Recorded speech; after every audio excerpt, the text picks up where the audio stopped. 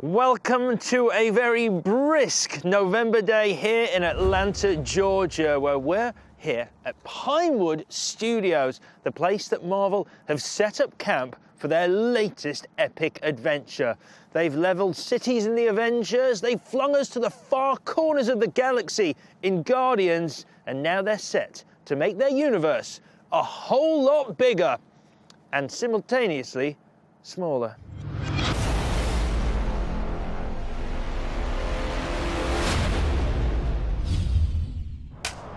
Marvel Studios have given Sky Movies an exclusive behind-the-scenes look at the latest entry in their burgeoning superhero empire, giving us a rare insight into the movie magic that has kept fans constantly clamouring for more of their unique brand of comic book cinema. And Ant-Man looks set to continue that tradition whilst promising to be unlike anything we've ever seen before.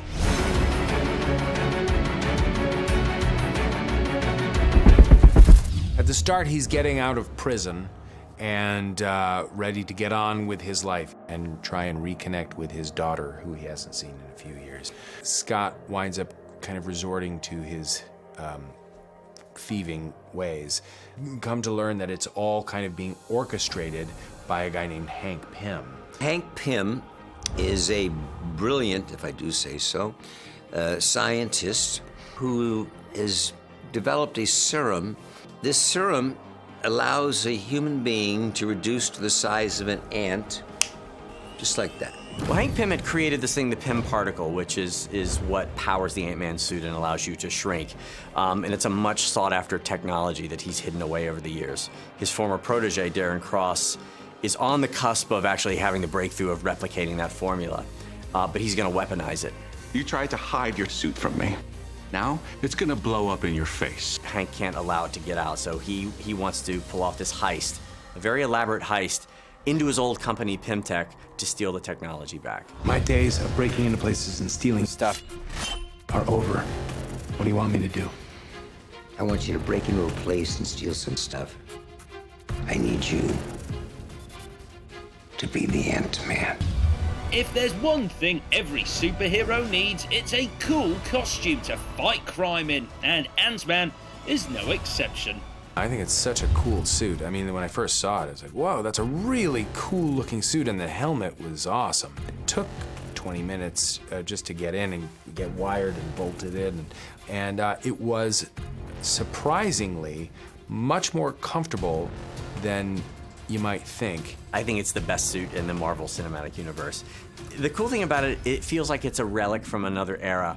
It's leather and there's scuffs and dents on the suit, and it really sort of implies this whole history that the Hank Pym version of Ant-Man had. So there's real history to it. It's also one thing to design a suit like that on the page and make it beautiful.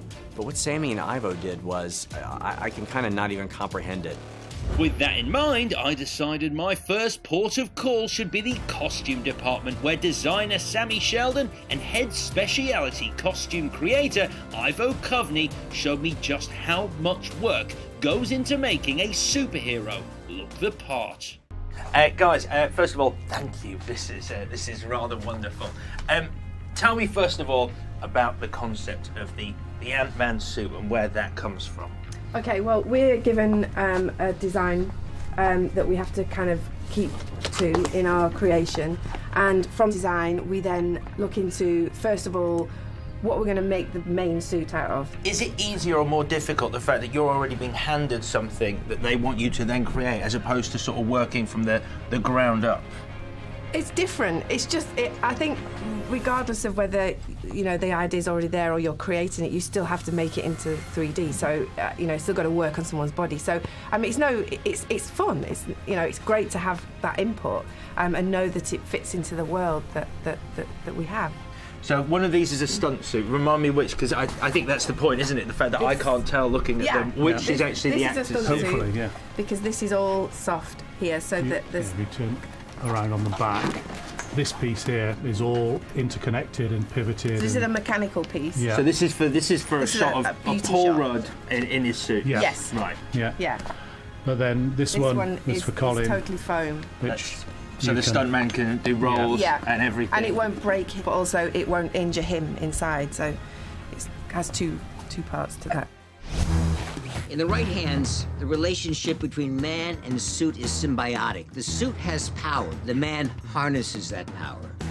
You need to be skillful, agile, and above all, you need to be fast. You should be able to shrink and grow on a dime, so your size always suits your needs. Now dive through the keyhole, Scott. You charge big, you dive small, then you emerge big.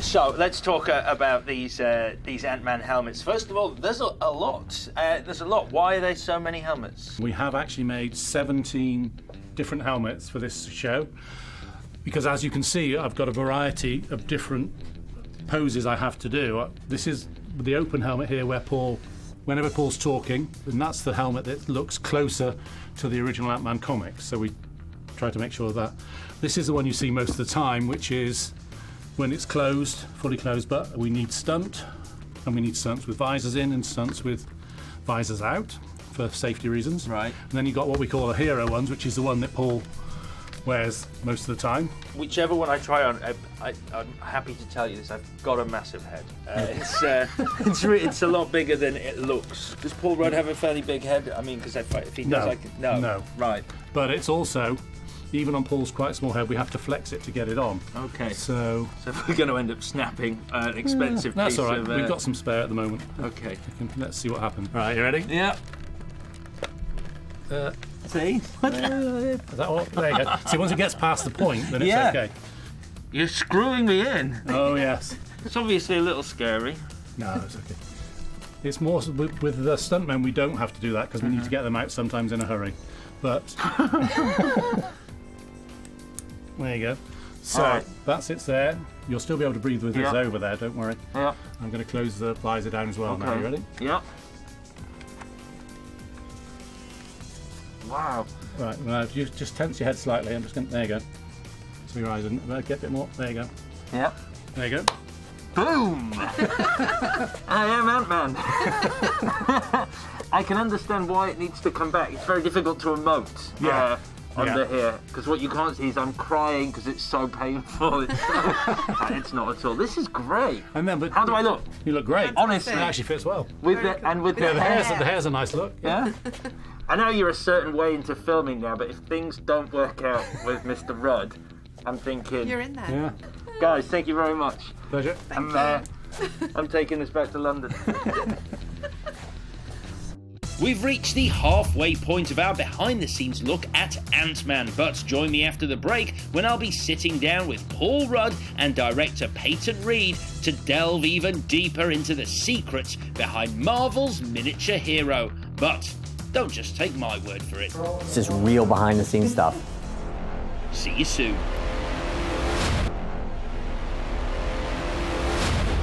When it comes to comic book adaptations, we've grown accustomed to Marvel delivering superhero spectacle on an epic scale. But this time, they're bringing us something much, much smaller. And cut it! And I've come to the set of Ant-Man in Atlanta, Georgia, to discover how Marvel are aiming to raise the bar yet again. So far, I've learnt that I actually look pretty good as the mighty Ant-Man, and after snooping around, I've managed to wrap my brain around the complex science involved in shrinking superheroes. A bit. Thing goes here, shrinks. There's more science to it than that, but that's basically roughly how I think it happens. The world sure seems different from down here, doesn't it, Scott? Wait, who said that?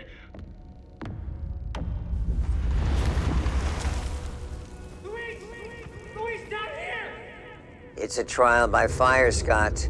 Or in this case, water.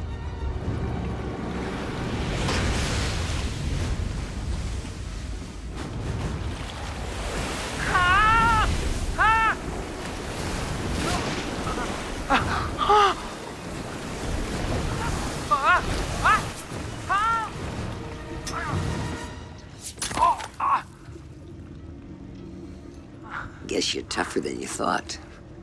Now it's time to meet the man who's filling Ant-Man's tiny shoes, and I know just where to find him. So, I've just taken a short ride in Ant-Man's own van to arrive here on the working set of the film, where currently Paul Rudd is shooting a scene inside that house owned in the film by his wife, played by Judy Greer, and all being well, we're going to get to speak to them. Come on. I managed to grab Paul Rudd in between takes to try and get him to spill some juicy secrets on Ant-Man, even if that meant putting myself in Marvel's sights. Literally. I started asking some sort of slightly more in-depth questions to Judy a minute ago, and a red dot appeared on my face from a sniper. Yeah, and that was Kevin Feige. People don't know this about this. He's actually a very accomplished sniper. And whilst he enjoyed a break from filming, it seems director Peyton Reed's job is never over. Captain America was the last Marvel origin story of a hero, a stand-up. Yeah. Are we trying to see the paint table on the foreground of the ant camp POV? We are, yes. This is real behind-the-scenes stuff. Yes.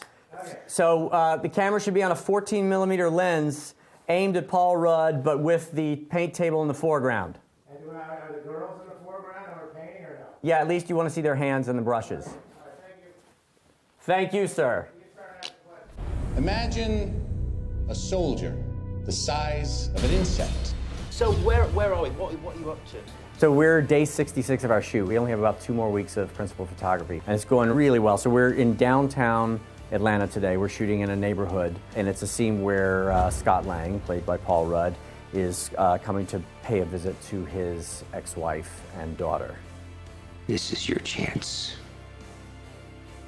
to earn that look in your daughter's eyes. It's one of the interesting things about Ant-Man because he, I think, is the only superhero in the Marvel Cinematic Universe who's a parent. You know, he starts out the movie, he's just gotten out of prison, and so he's trying to make all these amends in his life, and he's sort of trying to find redemption. Second chances don't come around all that often. I suggest you take a really close look at it. It's been a blast. It's been a unique and wild ride for sure. There's real comfort and excitement working on something like this, knowing that Marvel is behind it and that they want to make it unique and interesting. When you're small, you have superhuman strength.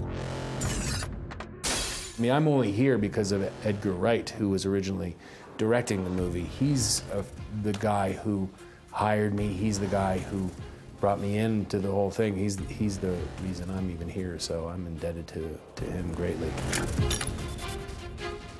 I was really excited about working with him. When Marvel and Edgar parted ways, I was pretty bummed out about it.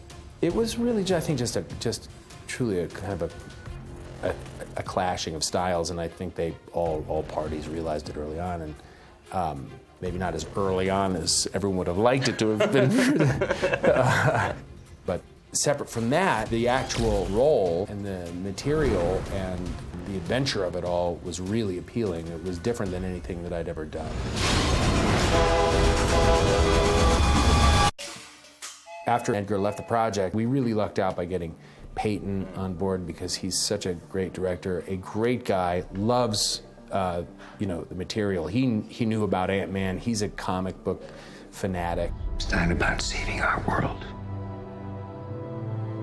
It's about saving theirs. You know, as a kid, Ant-Man really was one of my favorites. So to sort of be the guy to bring that character to the Marvel Universe has been great. I hope you don't mind. Earlier I was at Pinewood and I tried on some of your costumes. Oh, yeah? And not the full suit, just the helmet. The helmet. What'd you think? I loved it. I mean, the transformation internally, the minute I put it on, I'm like... That same thing happened to me, that first fitting that we had when I put the whole thing on. You stand differently, you feel different, and then the helmet was, it was crazy. Scott, I need you to be the Ant-Man. Huh. One of the things that's also, I think, very fun about this is that I think even the people that exist in the movie, in the world, as these characters, recognize the fact that Ant-Man doesn't have some of this, the built-in machismo that Iron Man has. When your small energies compress, so you have the force of a 200-pound man behind a fist 1/100th of an inch wide, you're like a bullet. You punch too hard, you kill someone. Too soft, it's a love tap. In other words, you have to know how to punch. I was in prison for 3 years. I know how to punch. Show me. Terrible. You want to show me how to punch? Show me. That's how you punch. The training aspect, some of the action stuff and the things that I've had to do to get ready for it, that's different. I hadn't really done that before. And that's been fun and challenging and exhausting at times and a bummer at times because, you know, I haven't had a carbohydrate in a year. I mean, it's kind of a drag. That sucks when they lay on such good craft services. I just went over there and I mean, it was. Oh yeah. Was it good? It was a lot of carbs though. I mean, I had pasta and rice in the same bowl. Oh yeah, I've had a few raw almonds. That's what I've gotten from craft service. Ant-Man's powers are potentially the most silly powers of any Marvel character. You could look at that thing and say, well, how is that going to be cool? That's ridiculous. But the movie absolutely answers that question. These are your greatest allies. You're kind of cute. Whoa. I shrink. Oh, and I can also talk to ants. And there's nothing sexy about that. There's nothing cool sounding about any of that. When I told my son, who was 9, I was very excited. I got a part in this movie. I said, guess what? I'm gonna play a superhero. And he's 9. I was like, that's the target. You know, that's the coolest. And he said, who are you going to play? And I said, Ant-Man. And he said, what? Ant-Man? And I said, uh-huh. And he said, well, I can't wait to see how stupid that'll be. I was he's 9. One question. Is it too late to change the name? And with that, my time here on the set of Ant-Man in Atlanta, Georgia is done. I'm heading back to the airport and very kindly, Paul Rudd has lent me Ant-Man's van to drive back in. Now, where did I put the keys? Oh, there they are. Bye-bye. That's officially it. That is the end, the wrap on principal photography for Ant-Man. Thank you all. Looking back on the movie, it was really fun to make. I mean, it happened so quickly and it gave us all this sort of energy that it was a really collaborative thing. You know, the actors, we all worked really heavily to continue working on the script and it was fun, which was kind of counterintuitive to me because it's a huge movie. It's a huge, small movie. My best memory on the picture was if I had a break from shooting, I would go, there were 4 units filming. So I would go down to another stage, to the second unit, and that's where the stuntmen were working. Or you go across the street to another stage, the third unit, and that's where the special effects, where all the green screen stuff was going on. And then finally, the fourth was the macro, the ants' perspective, which was incredible. When you see the movie, it just is amazing. And I think for me, that was the most satisfying experience, is understanding how this company puts together all these units together. And then they end up with a product they've got now. When I look back on this one, I will look back to how long the entire process was and the focus that I had with it. I think I worked harder on this than anything that I've ever done. And I loved making it. But it wasn't like, oh, I popped in and did a movie for a few months, which is often the case. This was 2 years. And I found it incredibly rewarding.